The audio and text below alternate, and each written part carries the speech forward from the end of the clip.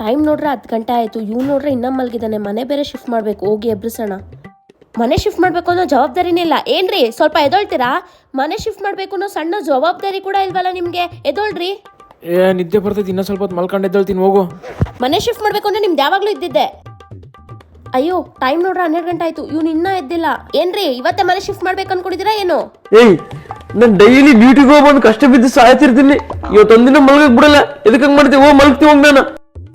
Time ನೋಡ್ರೆ ಆಲೆ 5 ಗಂಟೆ ಆಗ್ತಾ ಬಂತು. ಇನ್ನ ಮನೆ ಶಿಫ್ಟ್ ಮಾಡಿಲ್ಲ. ಇವ್ರನ್ನೇನಾರು ನಂಬ್ಕೊಂಡ್ರೆ ಅಷ್ಟೇ ನನ್ನ ಕತೆ. ಇನ್ನೂ ಎದೊಳ್ದಲ್ಲ, ಹೀಗೆ ಮಲ್ಕೊಂಡಿದ್ದೀರಾ? ಎದೊಳ್ರಿ. ನೀನೇನ್ ಸಾಕ್ ಮಾಡ್ತಿದ್ದೀಯ? ನನಗೆ ಊಟ ಬೇಡ, ಏನು ಬೇಡ, ಹೋಗತ್ತಾಗ. ಏನಾರು ಮಾಡ್ಕೊಳ್ಳಿ, ನಾನು ಎಲ್ಲ ಒಬ್ಳೆ ಶಿಫ್ಟ್ ಮಾಡಿ ತೋರಿಸ್ತೀನಿ ನೋಡಿ. ನನ್ ಗಂಡಂಗೆ ಚಾಲೆಂಜ್ ಮಾಡಿ ನಾನು ಚೂಸ್ ಮಾಡಿದೆ ಶಿಫ್ಟ್ಕಾರ್ಟ್. ಹೌದು, ನಮ್ಮನೆ ಶಿಫ್ಟ್ ಮಾಡೋದಕ್ಕೆ ನಾನು ಕರ್ಸಿರೋದೆ ಶಿಫ್ಟ್ಕಾರ್ಟ್ ಟೀಮ್ ಅವ್ರನ್ನ.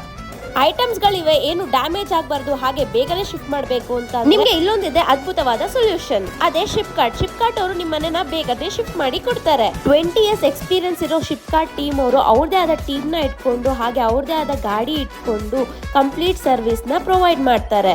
ಅದನ್ನು ಒಂದು ಒಳ್ಳೆ ಬಜೆಟ್ ಅಲ್ಲಿ. ಐಟಮ್ಗಳು ಯಾವ್ದು ಡ್ಯಾಮೇಜ್ ಆಗದಾಗೆ ಸೇಫ್ ಆಗಿ ಶಿಫ್ಟ್ ಮಾಡಿ ಕೊಡ್ತಾರೆ. ಕಂಪ್ಲೀಟ್ ಐಟಮ್ ಮನೇಲಿರೋದು ಟಿವಿ, ಫ್ರಿಡ್ಜ್, ವಾಷಿಂಗ್ ಮಿಷಿನ್ ಇದೆಲ್ಲಾನು ಬಬಲ್ ರ್ಯಾಪ್ ಮಾಡಿ ಸೇಫ್ ಆಗಿ ಶಿಫ್ಟ್ ಮಾಡಿ ಕೊಡ್ತಾರೆ.